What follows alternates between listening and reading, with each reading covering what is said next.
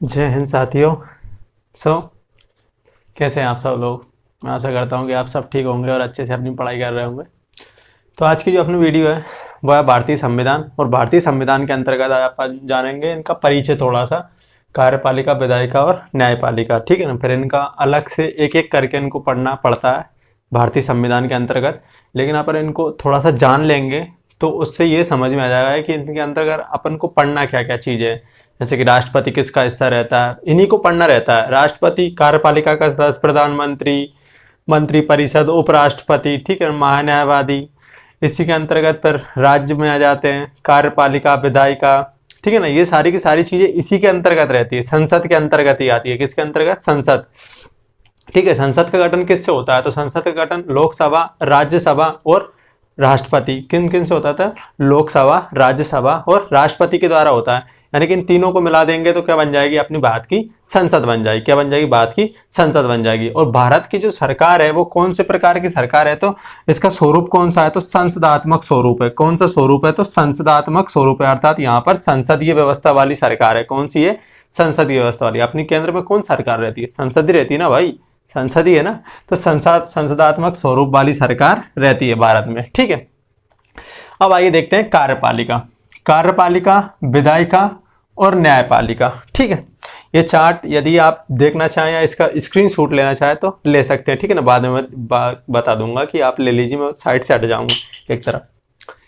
कार्यपालिका, विधायिका और न्यायपालिका। विधायिका, विधायिका किसे कहते हैं?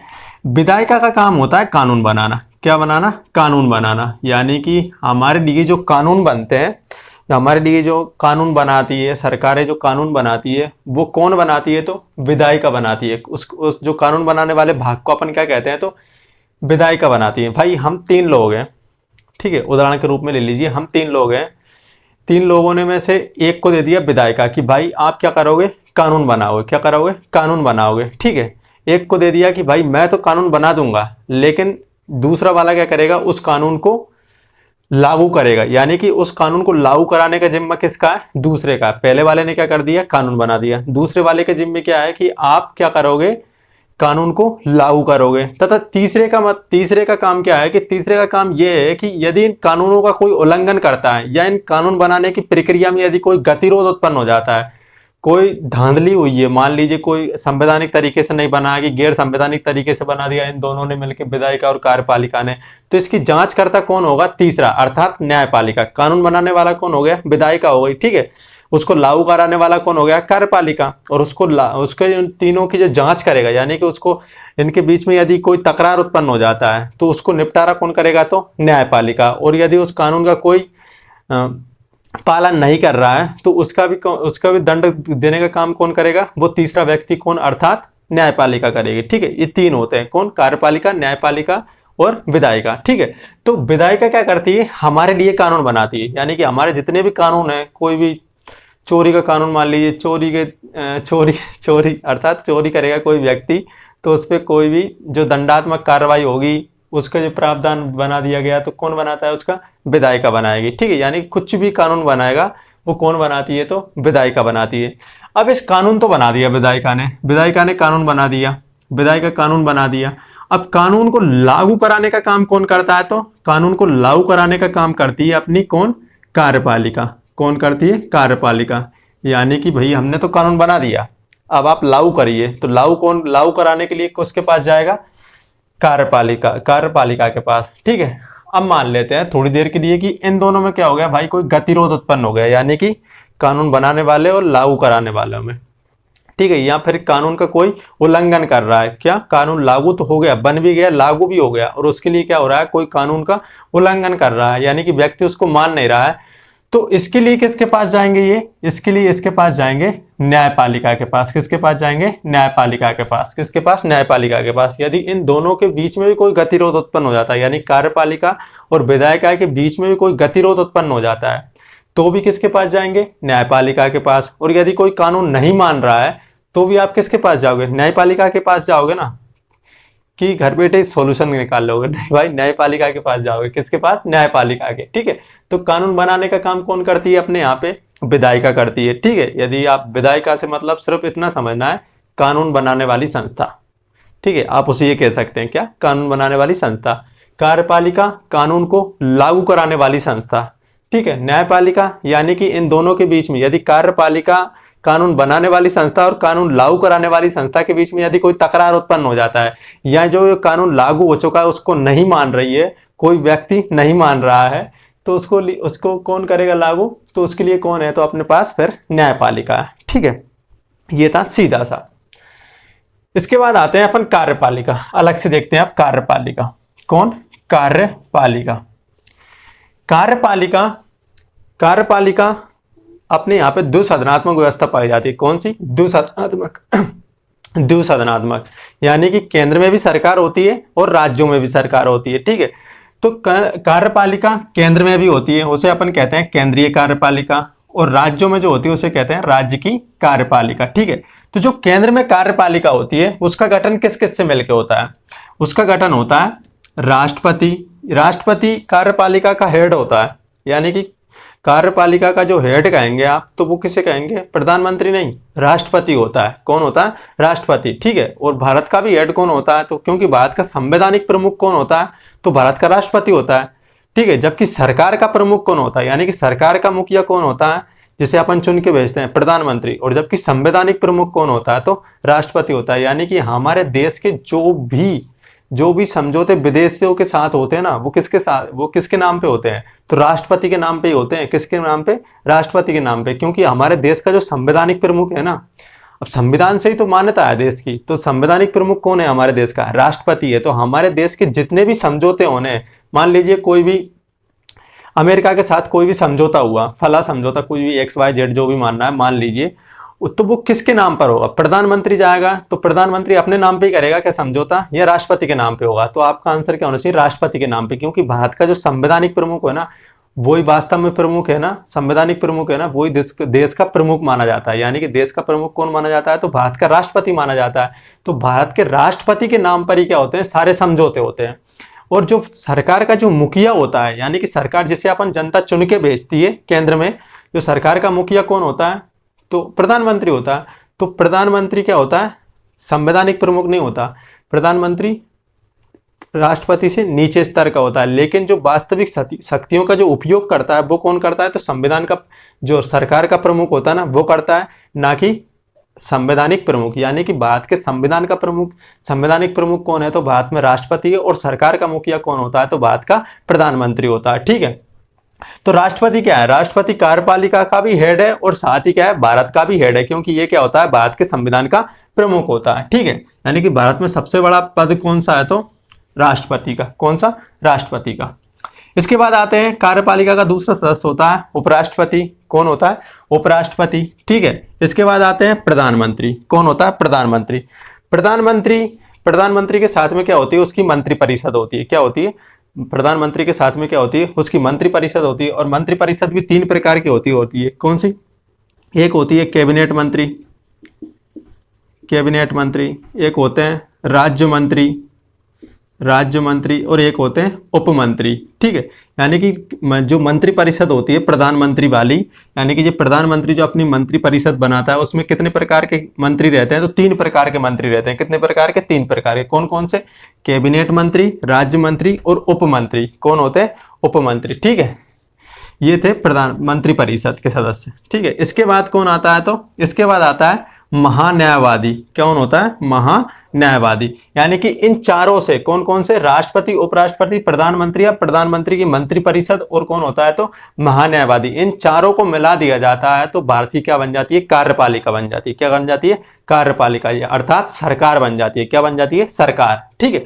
सरकारी तो रहती है कार्यपालिका, ठीक है ना, सरकारी क्या रहती है, कार्यपालिका। कार्यपालिका का दर्जा उसे ही देंगे जैसे कि वर्तमान में मोदी है, तो मोदी क्या है, कार्यपालिका है, ठीक है। इसके बाद आते हैं राज्यों में कौन कौन रहता है, तो राज्यों का जो प्रमुख रहता है वो कौन रहता है, तो राज्यपाल रहता है।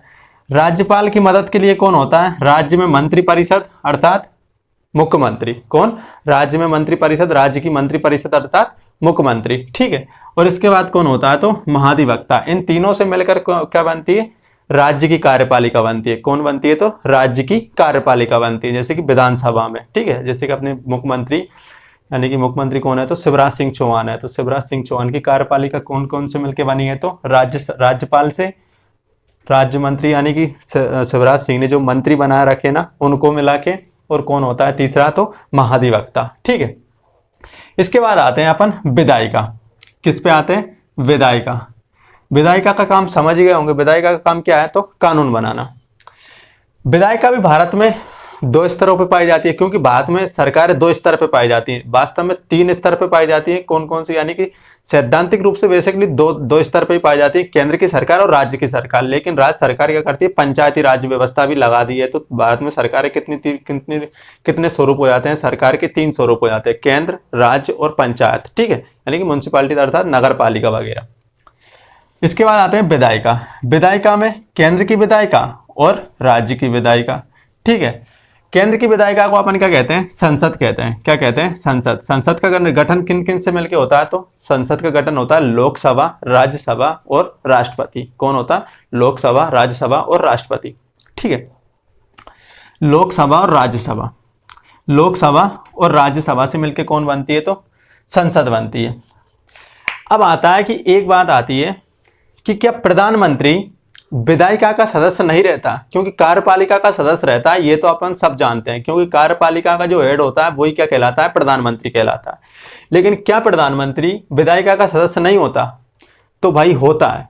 क्या क्या कौन होता है, तो प्रधानमंत्री विधायिका का सदस्य होता है, क्योंकि विधायिका से चुनकर ही क्या बनाई जाती है, कार्यपालिका बनाई जाती है। भारत में अगर आपसे पूछा जाए कि किससे चुनकर कार्यपालिका का निर्माण किया जाता है, तो भाई विधायिका से चुनकर ही किसका निर्माण किया जाता है, कार्यपालिका का निर्माण किया जाता है। अर्थात कार्यपालिका विधायिका के प्रति जवाबदेह रहती है। क्या रहती है, जवाबदेह। यानी कि कौन से कार्य किए हैं, क्या नहीं कर रहे हैं, इनका सबका जवाब उसे कहां देना पड़ता है, लोकसभा में। कहां पे देना पड़ता है, लोकसभा में, जहां उसके विपक्षी बैठे रहते हैं। अर्थात उसके जो सरकार के पक्षी और विपक्ष, ठीक है, पक्ष और विपक्षी चलता है ना, तो लोकसभा में क्या बैठ रहते हैं, उसके विपक्षी बैठ रहते हैं, और राज्यसभा में भी उसके विपक्ष मिलेंगे। ठीक है, तो विधायिका से चुनकर ही क्या बनती है, कार्यपालिका बनती है। यानी कि प्रधानमंत्री विधायिका का सदस्य भी रहता है और कार्यपालिका का भी सदस्य रहता है। यानी कि विधायिका का सदस्य रहेगा तो ही जाके क्या बनेगा,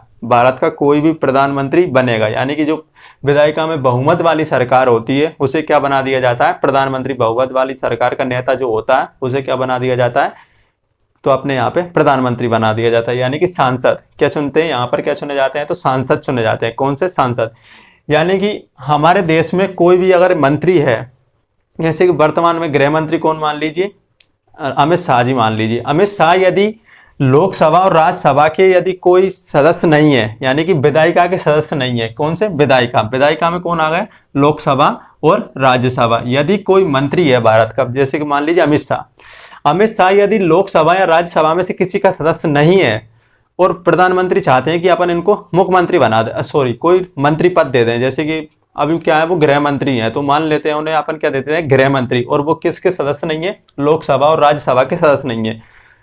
तो भाई उसे 6 महीने के अंतर्गत 6 महीने के अंदर उसे या तो लोकसभा की सदस्यता दिलाओ या फिर राज्यसभा की सदस्यता दिलाओ। यानी कि इन 6 महीनों के अंदर उसे इन दोनों की सदस्यता लेना, दोनों में से एक की सदस्यता लेना अनिवार्य है, तभी जाके वो मंत्री पद पर रह सकता है, नहीं तो क्या होगा, हट जाएगा। क्या हो जाएगा, हट जाएगा।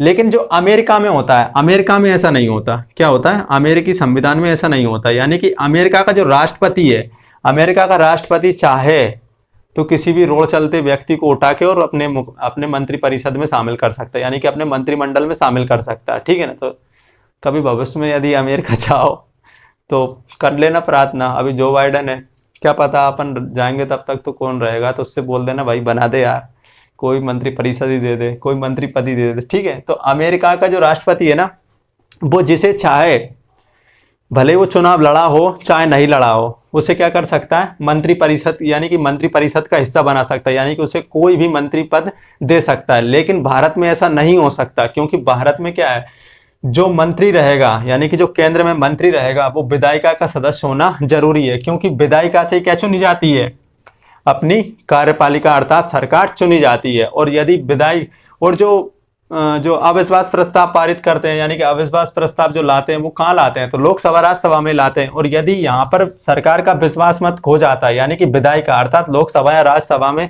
सरकार अपना मत साबित नहीं कर पाती, तो क्या हो जाएगा, सरकार धड़ल्ले से नीचे गिर गई सरकार, ठीक है ना, क्योंकि विधायिका ही है मुख्य रोल में। लोकसभा और राज्यसभा यानी कि जो कार्यपालिका है अर्थात जो प्रधानमंत्री वाली सरकार है उसको किसके प्रति जवाब दे रहना पड़ता है, तो विधायिका के प्रति जवाब दे रहना पड़ता है। और जो प्रधानमंत्री है या कोई भी मंत्री है वो विधायिका का भी सदस्य रहता है, साथ ही कार्यपालिका का भी सदस्य रहता है, क्योंकि मंत्री सारे लोग नहीं बनाए जा सकते। मंत्री भी कितने बनाए जाते हैं ये सब बता दूंगा मैं, ठीक है। अब अपन आगे पढ़ेंगे तो बताएंगे कितने प्रतिशत मंत्री बनाए जा सकते हैं, ठीक है। तो प्रधानमंत्री जो होता है वो लोकसभा या राज्यसभा का सदस्य रहता है और साथ में कार्यपालिका का भी सदस्य रहता है। और कार्यपालिका में वही लोग जाते हैं जो प्रधानमंत्री अपनी इच्छा पर जाने की जो अपने मंत्रिमंडल में शामिल करता है, उन्हीं को क्या कहते हैं अपन, कार्यपालिका कहते हैं, यानी कि उन्हीं को मिलाकर क्या बनती है, तो कार्यपालिका बनती है, ठीक है। इसके बाद आते हैं राज्य। राज्य में क्या रहता है, राज्य विधानमंडल में क्या रहता है, विधानसभा, जिसे अपन एमएलए कहते हैं ना, एमएलए मतलब जो विधायक रहते हैं वो चुनकर कहाँ जाते हैं, तो विधानमंडल में जाते हैं। विधानसभा के दो अंग हो सकते हैं, कितने अंग हो सकते हैं, विधानसभा के दो अंग हो सकते हैं। एक इसका अनिवार्य अंग होता है, एक अपनी इच्छा के ऊपर रहता है। सरकार जो वहां की जो सरकार है वो चाह रही है कि बने या ना बने, ठीक है। तो इसका जो अनिवार्य अंग रहता है वो रहता है विधानसभा। क्या रहता है, अनिवार्य अंग क्या है, विधानसभा। जैसे कि अपने भारत में अभी कितने राज्य हैं, तो 28 राज्य हैं, 28 राज्य और 3 केंद्र शासित प्रदेश। 3 कौन से, पुदुचेरी, दिल्ली और जम्मू कश्मीर। कौन सा, पुदुचेरी, दिल्ली और जम्मू कश्मीर। इन तीनों में यानी कि 28 और 3 कितने हो गए, 31, यानी कि 31 में क्या रहेगी, विधानसभा तो अनिवार्य रूप से रहेगी। क्या रहेगी, विधानसभा तो अनिवार्य रूप से रहेगी, लेकिन विधान परिषद, क्या, विधान परिषद अपनी इच्छा पर रहेगी। क्या रहेगी, अपनी इच्छा पर रहेगी, यानी कि 31 की इच्छा पर रहेगी कि हम विधान परिषद का निर्माण करना चाह रहे हैं या नहीं चाह रहे हैं, ठीक है। तो भारत में अभी फिलहाल में 6 राज्यों में क्या है, विधान परिषद है। इससे पहले 7 राज्यों में थी, लेकिन जम्मू कश्मीर क्या हो गया, जम्मू कश्मीर का एक केंद्र शासित प्रदेश बन गया, तो अब वो घटकर क्या हो गई, 6 बची है, ठीक है। तो वो अब हट चुकी है, यानी कि वहां पे पहले क्या थी, विधान परिषद भी थी। तो विधानसभा तो अनिवार्य अंग है, यानी कि हर राज्य में आपको विधानसभा तो मिलेगी, विधान परिषद मिले चाहे नहीं मिले। जैसे कि अपने मध्य प्रदेश सरकार में, मध्य प्रदेश में क्या है, तो मध्य प्रदेश में विधानसभा है, विधान परिषद नहीं है, ठीक है। और जैसे कि विधान परिषद कौन कौन से राज्यों में, तो 6 राज्य हैं ऐसे जहां पर विधान परिषद भी है। कौन कौन से, एक है यूपी, बिहार, महाराष्ट्र, कर्नाटक, आंध्र प्रदेश और तेलंगाना। इन 6 राज्यों में क्या है, विधानसभा के साथ साथ विधान परिषद भी मौजूद है। क्या है, विधानसभा के साथ साथ विधान परिषद भी मौजूद है, ठीक है। तो विधानमंडल का अनिवार्य हिस्सा कौन सा रहता है, तो विधानसभा रहती है, यानी कि ये हर राज्य में देखने को मिलेगी। और पुदुचेरी, दिल्ली और जम्मू कश्मीर, इन 3 केंद्र शासित प्रदेशों में भी देखने को मिलेगी, ठीक है। तो 28 राज्य, 3 केंद्र शासित प्रदेश बराबर कितने हो गए, 31 हो गए, यानी कि 31 में क्या मिलेगी आपको, विधानसभा तो मिलेगी, लेकिन विधान परिषद राज्य की इच्छा पर आधारित रहती है कि आप बनाना चाह रहे हैं विधान परिषद या नहीं बनाना चाह रहे हैं। तो भारत में अभी फिलहाल ऐसे 6 ही राज्य हैं जहां पर क्या है, विधान परिषद भी मौजूद है विधानसभा के साथ साथ। कौन कौन से, यूपी, बिहार, महाराष्ट्र, कर्नाटक, आंध्र प्रदेश और तेलंगाना, ठीक है। इसके बाद आते हैं न्यायपालिका। क्या, न्यायपालिका। अब न्यायपालिका का रोल क्या है, यदि इन दोनों के बीच में क्या हो जाए, यानी कि विधायिका और कार्यपालिका के बीच में कोई गतिरोध उत्पन्न हो जाए और विधायिका ने कोई कानून पारित कर दिया और पारित करने के बाद कार्यपालिका ने उसे लागू भी कर दिया, ठीक है, लागू कर दिया, और लागू होने के बाद में यदि कोई व्यक्ति उसका उल्लंघन करता है तो उसका जो निपटारा होगा वो कहाँ होगा, तो न्यायपालिका में होगा। कहाँ पे होगा, न्यायपालिका में। और भारत में जो न्यायपालिका पाई जाती है वो एकीकृत न्यायपालिका पाई जाती है। कौन सी, एकीकृत का मतलब एक चार्ट के रूप में। सबसे ऊपर कौन रहता है, तो सर्वोच्च न्यायालय रहता है, ठीक है, सुप्रीम कोर्ट। उसके नीचे कौन आता है, तो हाई कोर्ट आता है। फिर कौन आता है, तो डिस्ट्रिक्ट कोर्ट, जिसे सशस्त्र न्यायालय भी कहते हैं, ठीक है। सर्वोच्च न्यायालय, उच्च न्यायालय और डिस्ट्रिक्ट न्यायालय, ठीक है। इन तीनों का यही क्रम रहता है, यानी कि हमारे यहाँ पर ऐसा कुछ नहीं होता कि केंद्र की न्यायपालिका अलग, राज्य की न्यायपालिका अलग, ठीक है ना। हमारे यहाँ पे ऐसा नहीं है कि केंद्र की न्यायपालिका भाई अलग रहेगी। केंद्र की न्यायपालिका कौन होगी, सर्वोच्च न्यायालय क्या है, केंद्र की न्यायपालिका है। और हाई कोर्ट यानी कि हाई कोर्ट जो उच्चतम न्यायालय होता है, उच्च न्यायालय होता है जो अपने राज्यों में रहता है, तो आप उसे ये नहीं कह सकते कि आप ये राज्य का न्यायपालिका है, ठीक है, नहीं, ये हो ही नहीं सकता, क्योंकि हमारे यहाँ पर एकीकृत न्यायपालिका है, ठीक है ना, यानी कि दो स्तर पर नहीं पाई जाती, जैसे कि अमेरिका में दो स्तर पर पाई जाती है। अमेरिका में केंद्र का न्यायालय अलग से रहेगा और राज्यों का न्यायालय अलग से रहेगा, लेकिन भारत में क्या है, राज्यों और केंद्र का एक ही न्यायालय होगा, और वो कौन से क्रम में होगा, तो सुप्रीम कोर्ट, हाई कोर्ट और डिस्ट्रिक्ट कोर्ट, ठीक है। सबसे बड़ा न्यायालय सुप्रीम कोर्ट, हाई कोर्ट और डिस्ट्रिक्ट कोर्ट, ठीक है। सबसे बड़ा न्यायालय कौन सा होता है, तो सुप्रीम कोर्ट होता है, उससे छोटा उच्च न्यायालय, उच्च न्यायालय यानी कि हाई कोर्ट, और सबसे निचला कौन होता है, तो डिस्ट्रिक्ट कोर्ट होता है। यानी कि इसे अपन केंद्र या राज्य के न्यायालयों में नहीं बांट सकते, क्योंकि एक राज्य का एक जो न्यायालय है, एक जो न्यायालय है, जैसे कि अपने जो जबलपुर में क्या है, मध्य प्रदेश का उच्च न्यायालय स्थित है। उच्च न्यायालय कहाँ है, मध्य प्रदेश का जबलपुर में स्थित है। तो जो उच्च न्यायालय है वो मध्य प्रदेश के साथ साथ किसी और राज्य का भी उच्च न्यायालय हो सकता है। क्या हो सकता है, किसी और राज्य का भी उच्च न्यायालय हो सकता है। मान लीजिए छत्तीसगढ़ का न्यायालय भी क्या है, मध्य प्रदेश का न्यायालय और छत्तीसगढ़ का न्यायालय एक ही है, और वो कहाँ स्थित है, तो जबलपुर में स्थित है। जैसे कि पंजाब और हरियाणा का जो उच्च न्यायालय है वो कहाँ पे स्थित है, तो चंडीगढ़ में, और साथ ही चंडीगढ़ का भी है, क्योंकि चंडीगढ़ क्या है, एक केंद्र शासित प्रदेश है, ठीक है ना। तो वो तीनों का न्यायालय कौन सा हो गया, एक ही है जो चंडीगढ़ में स्थित है, ठीक है।